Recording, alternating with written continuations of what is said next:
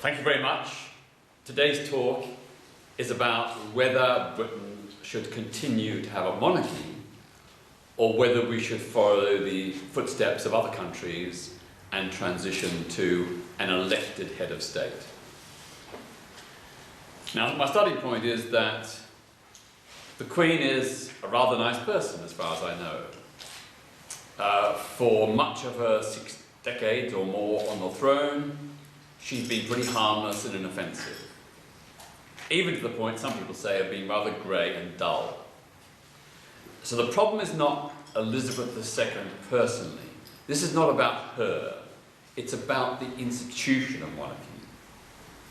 So my gripe is with the institution, not the office holder. To me, monarchy is a historical and constitutional anachronism. It's a relic from a bygone, feudal, aristocratic past. And as a modern democracy, I think Britain needs to move on. We need to move beyond the historic institutions to institutions that are compatible with democratic and human rights values. In my view, and some may find it disagreeable, an elected head of state is preferable to an unelected head of state. We have a fairly nice head of state, Queen Elizabeth II. But I don't think her holding this post by virtue of birth and tradition is compatible with democracy or modernity. Let's look at it. Monarchy is based upon inherited power, wealth, and status, not on merit or on democratic choice. Deference is enshrined. Equality and accountability are spurned in favour of the pomp and privilege of royalism. On top of that, with all their trappings of aristocratic luxury, the royals often act like they're living in the 15th century, not the 21st. They have 6 palaces and about 700 servants who wait on them hand and foot. Now, I'm not saying they should have no helpers or assistants. Of course they should. But 700! 6 palaces! That to me is beyond necessity, even for royals. It's far too much extravagance in an age when everybody else has been living through so much austerity and belt-tightening. It has been and continues to be a burden on the taxpayer at a time of public spending cuts.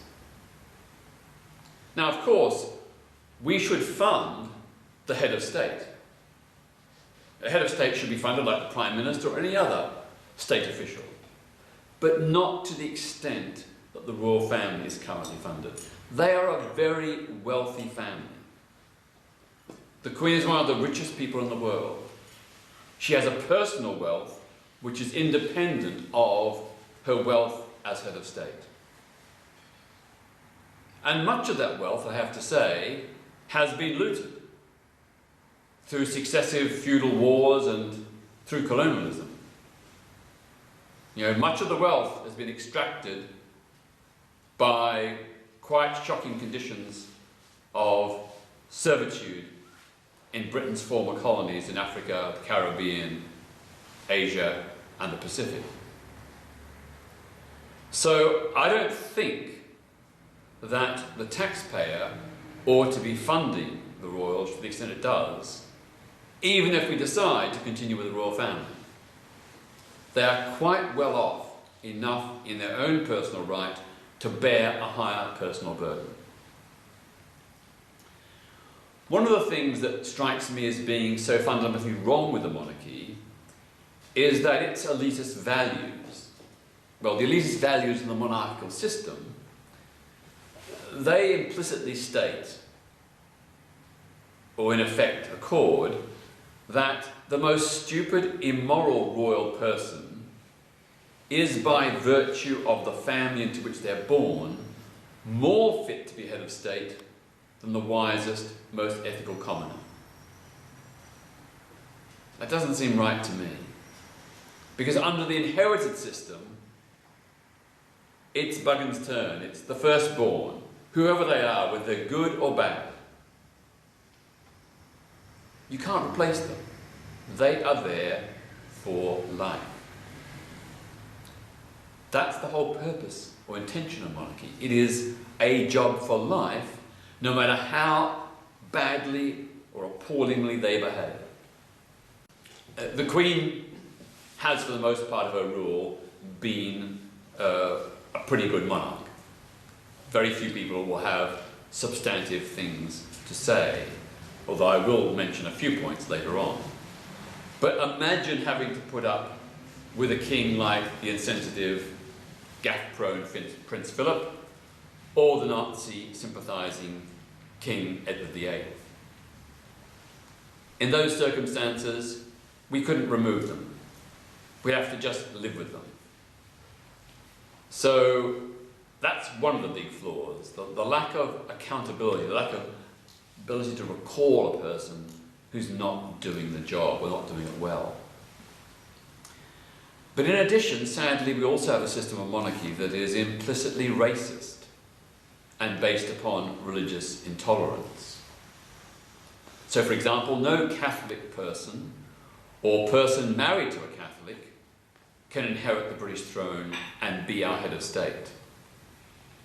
The monarch is automatically the supreme governor of the Church of England. And indeed, by tradition, they have to be a member of that particular faith. And this makes royal succession problematic, if not impossible, for atheists, Muslims, Buddhists, Judaists, Hindus, and Sikhs. I say that the monarchy is racist by default. For the foreseeable future, a black Briton can never be our monarch and head of state. So everybody rejoiced when Barack Obama became the American head of state. That was only possible because there was an election for the head of state, the president. Here we don't have that. In Britain, the position of king or queen, head of state, is reserved for the white Windsor family and their descendants. Until a future first in line marries a non-white person, Afro-Caribbean, African and Asian people are automatically excluded from being the symbolic head of our nation. That strikes me as very, very offensive. The idea that the head of state position is automatically foreclosed for decades and decades to come, at least, to non-white people who make up part of our community and society. I think that's wrong. Now, some people point out, well, Prince Harry is about to marry Meghan Markle, who's not white. But of course, I think he's fourth in line, and there's no chance that they or their children will be head of state. So that doesn't change anything at all. Still, the prerogative of head of state and future monarch relies with the all-white Windsor family. Right now, with Prince William, eventually after Prince Charles, and after Prince William, Prince George. It's also worth pointing out that the Queen sometimes seems out of touch with modern multicultural Britain. As you know, to her great credit, she's visited many, many charities and community groups over her 6 decades of rule. But not, as far as I know, any black or LGBT ones. Why is that? Why is it that she has apparently taken a decision, perhaps under the pressure from advisors, but she's ultimately responsible, to not visit or support LGBT and black charities? Now, I very much doubt that Queen Elizabeth is a raging homophobe. but nor do I think she's gay friendly. So not once in her 68 years, I think, on the throne, has she publicly acknowledged the existence of the LGBT community or gay members of her own royal family. She's never once acknowledged that. While she has spoken approvingly of the UK's many races and faiths, for more than 6 decades, she's ignored gay Britons. What kind of message does that send? For me, as a gay man, it sends the signal that we are the unspeakable ones, the people she cannot bear to acknowledge or mention in public. If she had treated black or Asian Britons in the same way, she'd be denounced as a racist. So why the double standard? Why should she treat LGBT Britons different from black Britons?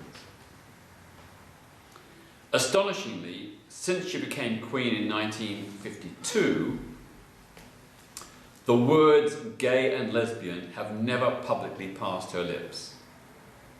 There is no record of her ever speaking them. Even when she announced plans for gay law reform in her Queen's speeches in Parliament, she did not use the words lesbian, gay, bisexual, or transgender. She found another form of wording to get around it. It looks like, or it feels like, that mentioning LGBT people is beneath the dignity of the monarch. Republicans want an elected head of state, chosen by and for the people, accountable to the people, and replaceable by the people if they fail to live up to the job. Royalists say that, well, look at presidents around the world. They say that monarchy is nevertheless preferable. Well, compared to an executive-style president, like the US or the French have, I agree that presidential systems can be deeply flawed.